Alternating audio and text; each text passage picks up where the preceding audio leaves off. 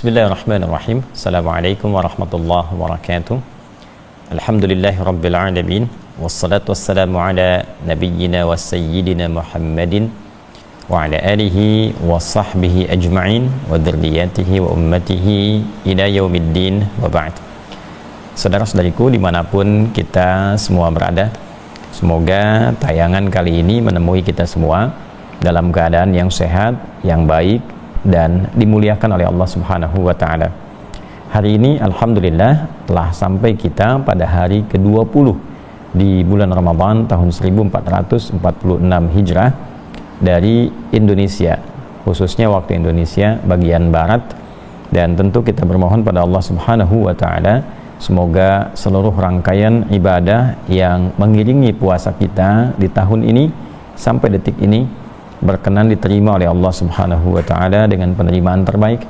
Pun demikian semoga doa-doa kita dikabulkan oleh Allah Subhanahu wa Ta'ala untuk kebaikan dunia dan akhirat kita insyaallah. Teman-teman, tanpa terasa waktu berlalu begitu cepat. Pun demikian dalam beberapa keterangan yang disampaikan oleh Nabi sallallahu alaihi wasallam, bahkan didokumentasikan oleh para ulama sehingga bisa kita akses dalam kitab-kitab hadis, Nabi pernah memberitakan bahwa akan tiba masa perjalanan waktu itu begitu cepat berlalu, yataqarabuz zaman, masa semakin mendekat. Dalam satu riwayat setahun terasa seperti sebulan, sebulan terasa seperti satu pekan terasa seperti satu hari terasa seperti kilatan saja. Ini rasanya baru kemarin kita memulai Ramadan, sekarang sudah masuk hari ke-20 dan mengantarkan kita pada 10 terakhir di bulan Ramadan. Dalam pembahasan di episode terdahulu kita pernah membahas tentang keutamaan awal Ramadan, kemudian amalan memasuki pertengahan Ramadan, dan kini kita akan mencoba mempelajari amalan-amalan dan keistimewaan-keistimewaan terkait dengan 10 akhir Ramadan yang diantarkan di hari ini. Insya Allah akan dimulai pada malam nanti selanjutnya sampai Ramadan selesai dan tuntas kita menunaikan ibadah di Ramadan tahun ini. Untuk itu langsung saja kita akan menuju pada referensi utama di kajian ini, yaitu kitab Sahih Al-Bukhari, dan juga nanti kita akan isi dengan keterangan di kitab-kitab hadis yang lain, terutama di Sahih Muslim, sehingga dua kitab Sahih bisa beriring sejalan dalam pembahasan kita insyaallah. Apa saja keistimewaan di 10 terakhir Ramadan, bagaimana Nabi SAW bukan hanya memberikan penjelasan tapi juga langsung memberikan contoh praktikal kepada kita yang kelak semua itu didokumentasikan dan diberitakan oleh lingkaran terdekat di kalangan keluarga beliau, terutama istri-istri beliau yang mulia Ummahatul Mukminin radhiyallahu taala anha wa anhunna jami'an. Bismillahirrahmanirrahim. Teman-teman, kita ke subtopik di nomor 5 dari topik nomor ke-32 di Sahih Al-Bukhari. Pernah saya sampaikan di kitab Sahih Al-Bukhari itu disusun oleh Al-Imam Al-Bukhari dengan susunan tematik yang terkait dengan panduan kehidupan kita dan diacukan kepada aktivitas kehidupan Nabi sallallahu alaihi wasallam.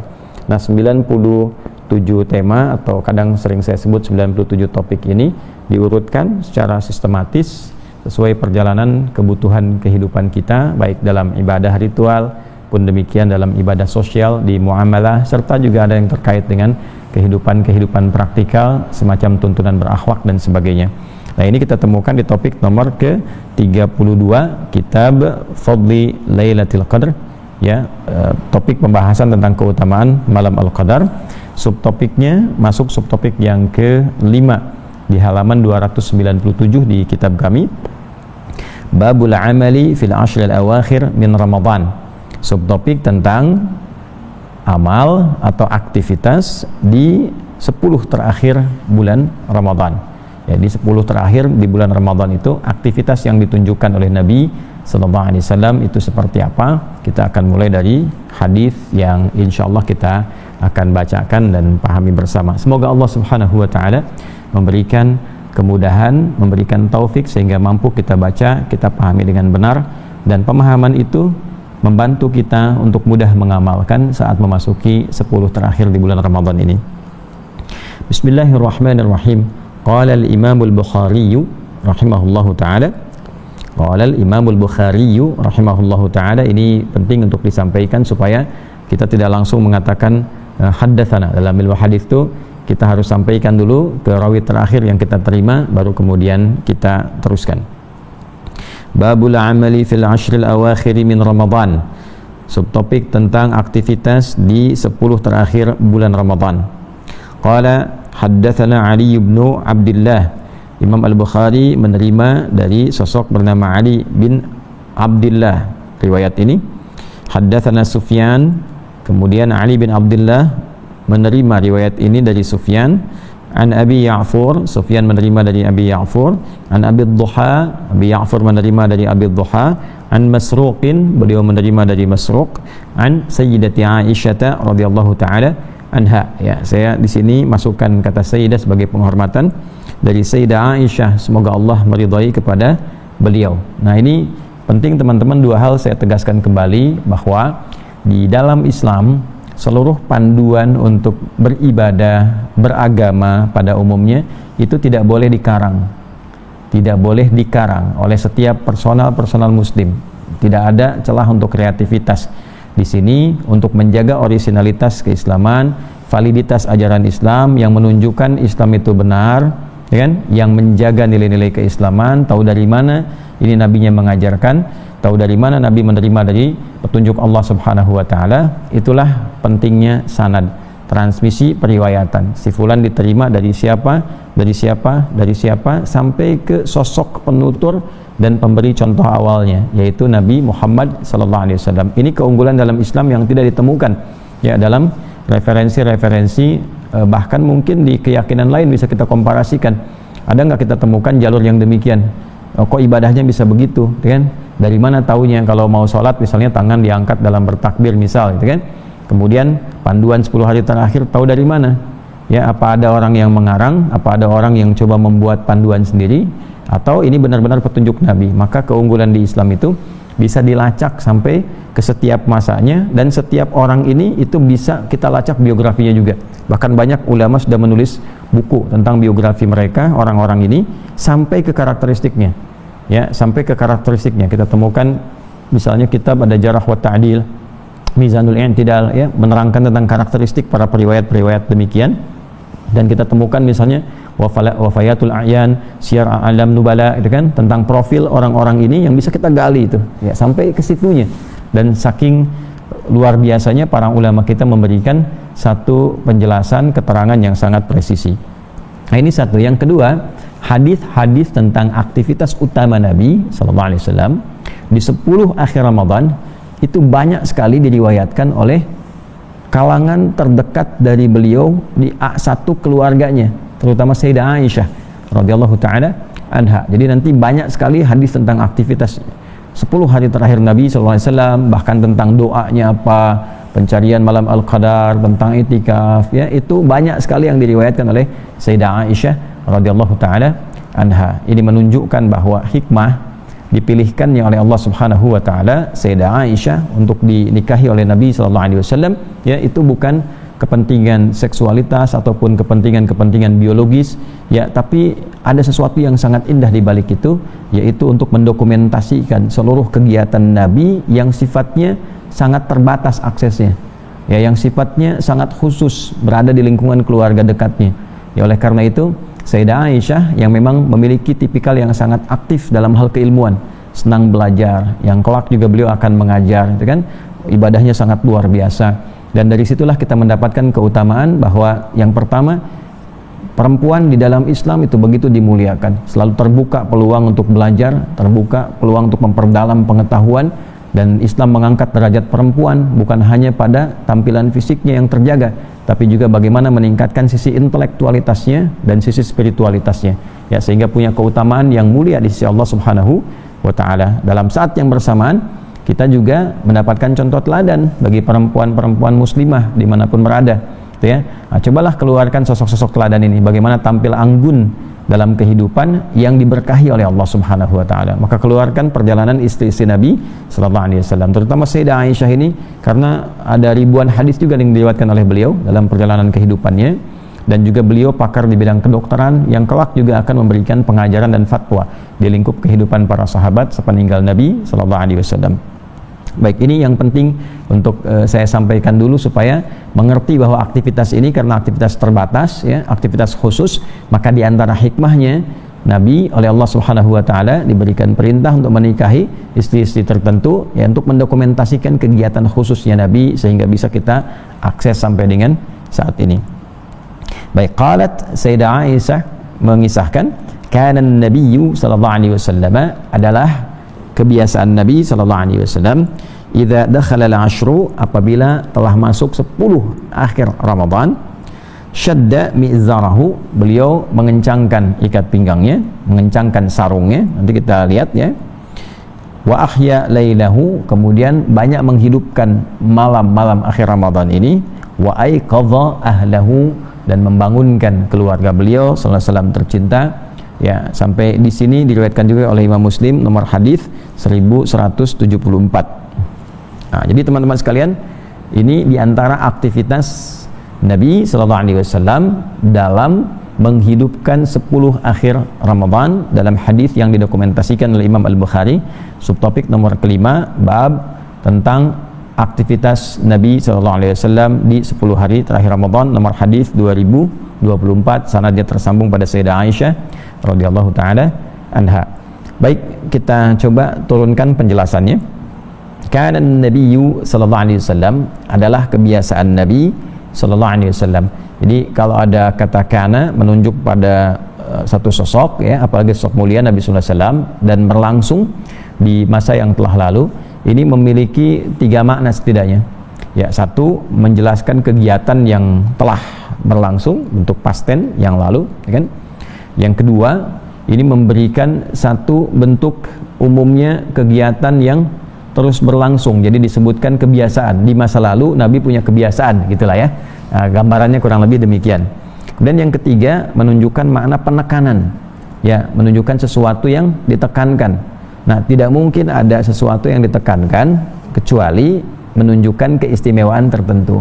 Nah, artinya apa? Ketika hadis ini dimulai dengan kata kana, disandarkan pada Nabi sallallahu alaihi wasallam, seperti diberitakan oleh Sayyidah Aisyah radhiyallahu taala anha ummul mukminin, beliau menyampaikan Nabi ini ada kebiasaan yang sangat ditunjukkan pada kita untuk ditekankan di 10 hari terakhir Ramadan. Artinya ketika Nabi menekankan ada yang istimewa. Nah, ini poinnya. Ya, jadi ada keistimewaan di 10 hari terakhir Ramadan. Saking istimewanya, maka beliau sallallahu alaihi wasallam memberikan petunjuk kepada kita bahwa beliau membangun kebiasaan untuk menghidupkan 10 terakhir Ramadan ini. Itulah sebabnya kita buat judul tentang keistimewaan 10 hari terakhir Ramadan. Nah, saking istimewanya, idza dakhala al-ashru, maka beliau sallallahu alaihi wasallam apabila telah masuk 10 hari terakhir Ramadan, syadda mi'zarahu, ya, beliau mengencangkan sarungnya. Ya, kalau kita sekarang ikat pinggangnya, kalau nggak pakai sarung berarti kan pakai celana, ikat pinggang, dikencangkan sarungnya. Apa yang dimaksud dengan syadda mi'zarahu? Di sini ada syarahnya sedikit, ya. I'tazalan nisa, ya, artinya meninggalkan istri-istri beliau dulu. Artinya untuk fokus ibadah terlebih dahulu sampai kemudian berpisah sementara waktu di 10 terakhir Ramadan dengan istri-istri beliau.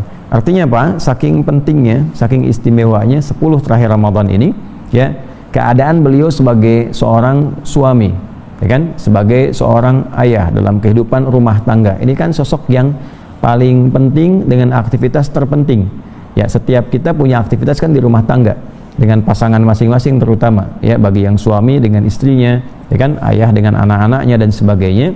Nah, ini kan kita mencari kegiatan di luar, nafkah, bekerja, kan itu untuk ke rumah, ya, sehingga jangan sampai terbalik, ya, jangan sampai konsentrasi kita keluar itu lebih dalam dibandingkan dengan perhatian yang diberikan ke rumah, ke anggota rumah, ya, kecuali ada kondisi-kondisi tertentu yang dijadikan itu sebagai wasilah untuk menarik perhatian Allah supaya memberikan ridhonya kepada orang-orang di rumah.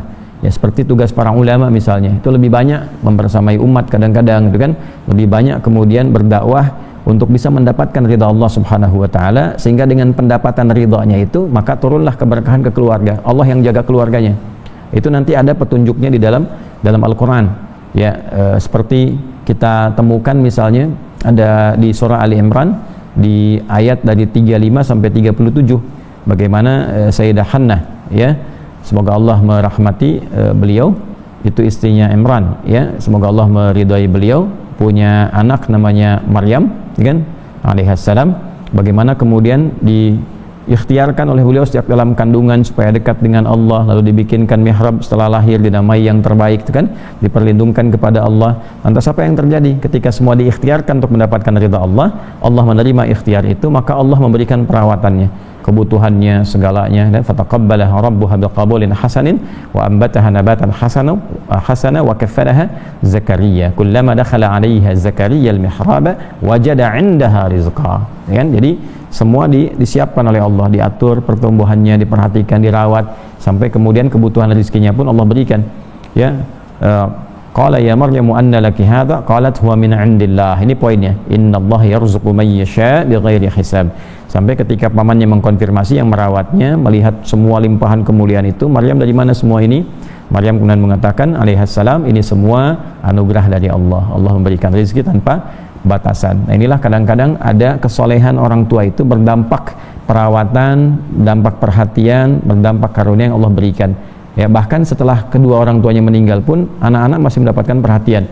Itu kita temukan di Quran surah Al-Kahf yang sering kita baca di hari Jumat selain surah Yasin, itu kan, wa kana abuhuma salihah, itu kan, dan adalah bapaknya, orang tuanya orang-orang yang saleh, maka anaknya sepeninggal kedua orang tuanya itu dirawat oleh Allah Subhanahu wa taala dalam perawatan yang sangat luar biasa, intensif dan mulia.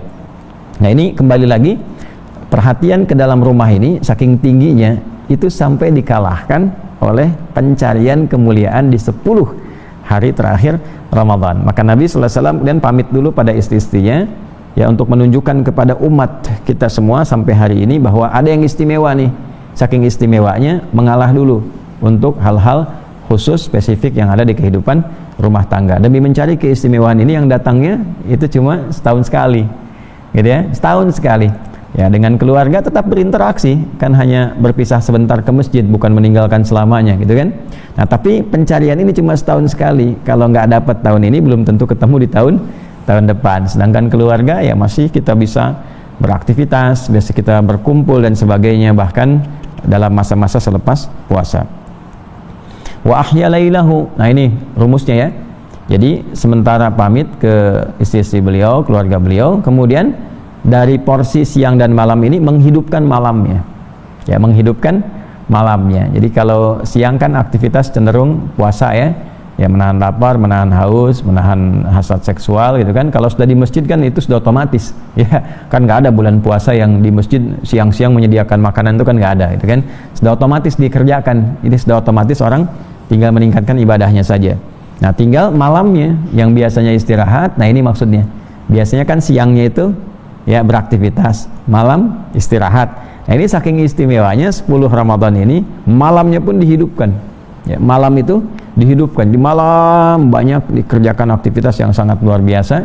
Wa aiqadha ahlahu, bahkan keluarga beliau pun diisyaratkan untuk bangun, membangunkan keluarganya, diberikan isyarat untuk bangun, hidupkan malam 10 terakhir Ramadan. Jadi teman-teman, artinya apa? Di 10 terakhir Ramadan ini ada agenda-agenda yang sangat istimewa, ada kegiatan-kegiatan yang tidak biasa, sehingga dengan itu Nabi memberikan perhatian yang besar, pamit pada istri-istrinya dulu, kan?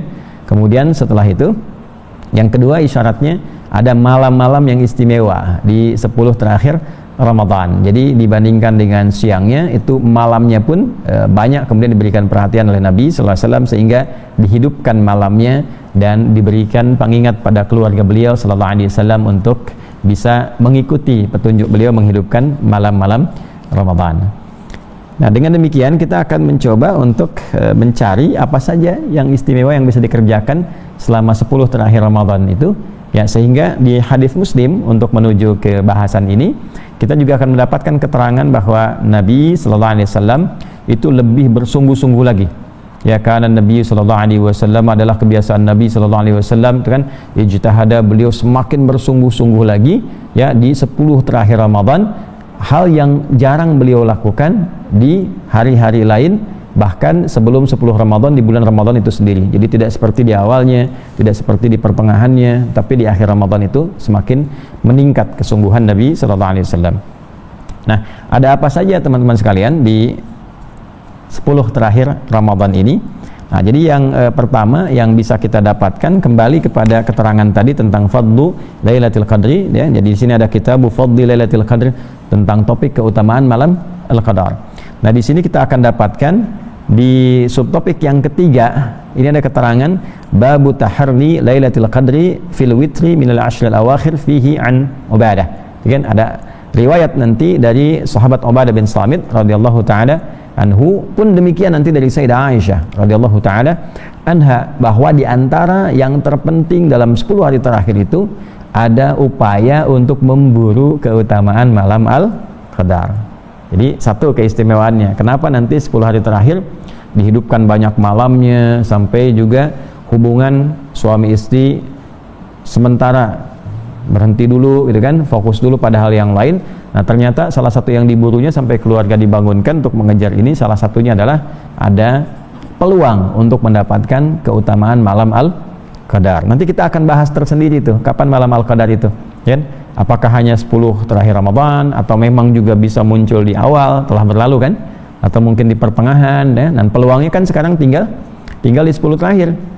Ya, nanti kita akan bahas spesifik tentang malam Al-Qadar ini. Hari ini kita berikan pengantar dulu tentang wujudnya atau datangnya, hadirnya malam Al-Qadar.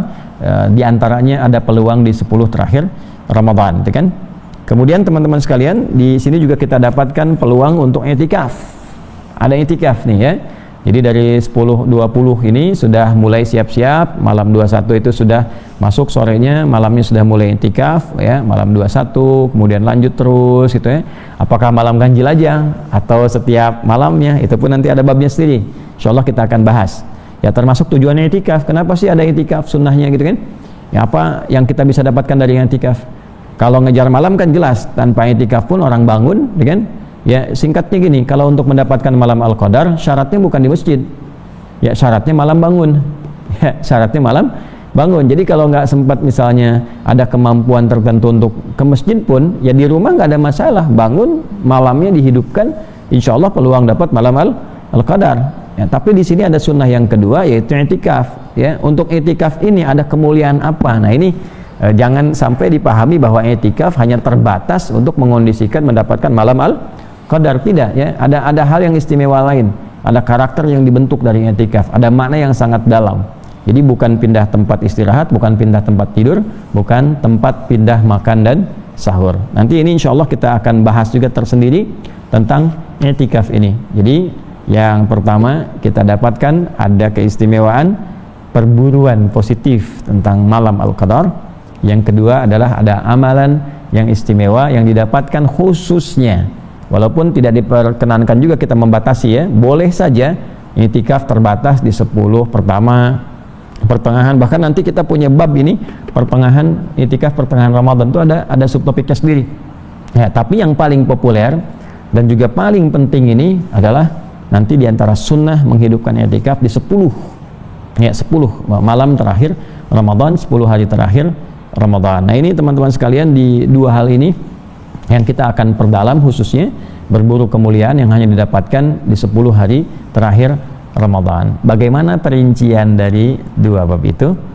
Seperti apa masalah-masalah yang terkait di dalamnya? Insya Allah kita akan dapatkan keterangannya lengkap sekali. Jadi sering saya sampaikan, sebetulnya bab ini kalau dibahas sebelum Ramadan tuntas nih ya, 121 hadis, 69 subtopik itu tentang Ramadan saja. Secara keseluruhan kita selesai persoalan-persoalan yang terkait dengan Ramadan seutuhnya insya Allah, dan juga pertanyaan-pertanyaan yang terkait dengan masalah-masalah Ramadan, tentang ciri-ciri Al-Qadar bagaimana ya, terus tanda orang dapat Al-Qadar itu seperti apa, nah, perubahannya bagaimana, itu juga ada. Tentang i'tikaf kan sering tanya, perempuan boleh i'tikaf apa enggak, Terus masalah yang kedua yang klasik, kalau masih sibuk gimana ngejar malamnya aja untuk itikaf, apakah itikafnya sah atau tidak? Ini ada semua di sini jawabannya. Sudah tuntas ya, tas gitu ya. Jadi tinggal kita pelajari. Insyaallah teman-teman diinformasikan mulai di Sabtu mungkin efektifnya ya. Kalau Jumat kita akan coba upayakan semaksimal mungkin karena ada giat yang masih bercabang. Di Sabtu ini kita insya Allah coba maksimalkan di 3 pembahasan. Subuh kita kajian seperti ini, mudah-mudahan bisa live itu kan dengan izin Allah Subhanahu wa taala. Kemudian nanti sore juga kita bisa adakan pembahasan khusus ya, bisa seputar tanya jawab atau nanti kultum dari para masyayikh. Insya Allah nanti ada 8 sampai 10 orang masyayikh dari Al-Azhar khususnya, itu bisa memberikan pendampingan dari Al-Azharnya dan juga dari Darul Ifta. Ada para mufti-mufti yang bisa memberikan kultum pengantar untuk berbuka. Kita hidupkan untuk aku suka ya, ayo kultum sejenak untuk berbuka. Kemudian yang spesial di tahun ini ya, disampaikan nanti dari teman-teman para masyayikh Al-Azhar. Kemudian untuk yang malam insyaallah ba'da tarawih mungkin kita bisa hadirkan sejenak untuk tanya jawab. Kemarin di Bandung saya pernah sampaikan saat pertemuan kita Safari Ramadan bahwa peluang untuk tanya jawab silahkan nanti dikumpulkan kertas yang sudah ada. Yang online ini nanti dari kolom saya akan mungkin insya Allah buat satu video khusus atau anjuran khusus di Instagram. Kalau ada pertanyaan seputar Ramadan ya silahkan Anda sampaikan, atau topik tertentu di luar Ramadan. Kalau pribadi betul jangan dibuka terbuka, tapi mungkin bisa di DM atau disampaikan spesifik oleh teman-teman. Nanti di sini insya Allah setiap malam mungkin ya ba'da tarawih gitu, itu kalau tidak demikian nanti kita aturkan mungkin pas waktu sahur ada video yang tapping atau mungkin bisa langsung live dengan teman-teman yang insya Allah pertanyaan itu akan dijawab juga oleh teman-teman dari Al-Azhar ataupun Darul Ifta atau kami sendiri. Nanti kita akan lihat kemungkinannya. Saya kira itu untuk informasi yang disampaikan melengkapi kajian kita di hari ini. Teman-teman terima kasih untuk perhatian dan kebersamaan kita semua. Semoga Allah menerima amal ibadah kita, menguatkan kita untuk menunaikan ibadah siyam di hari ini, dan sekaligus memohon maaf kepada seluruhnya tanpa kecuali. Ditemukan tentunya kekurangan, kesalahan, kekhilafan yang terjadi dilakukan oleh kami selama ini tanpa kecuali dan tanpa mencari-cari sesuatu pun dari ujung kepala sampai ujung kaki. Dengan segala kerendahan hati saya pribadi Adi Hidayat memohonkan maaf kepada teman-teman sekalian, untuk keluarga kami, dan meminta maaf sepenuhnya untuk saya pribadi. Semoga dengan pemaafan teman-teman Allah meridhai kita semua. Terima kasih. Allahumma taqabbal minna innaka antas sami'ul alim wa tub 'alaina innaka antat tawwabur rahim. Rabbana atina fid dunya hasanah wa fil akhirati hasanah wa qina adzabannar. Wa sallallahu ala sayyidina Muhammad wa ala alihi wa sahbihi ajma'in. Wa akhiru da'wana subhanakallahumma rabbana wa bihamdika asyhadu an la ilaha illa anta nastaghfiruka wa natubu ilaik. Assalamualaikum warahmatullahi wabarakatuh.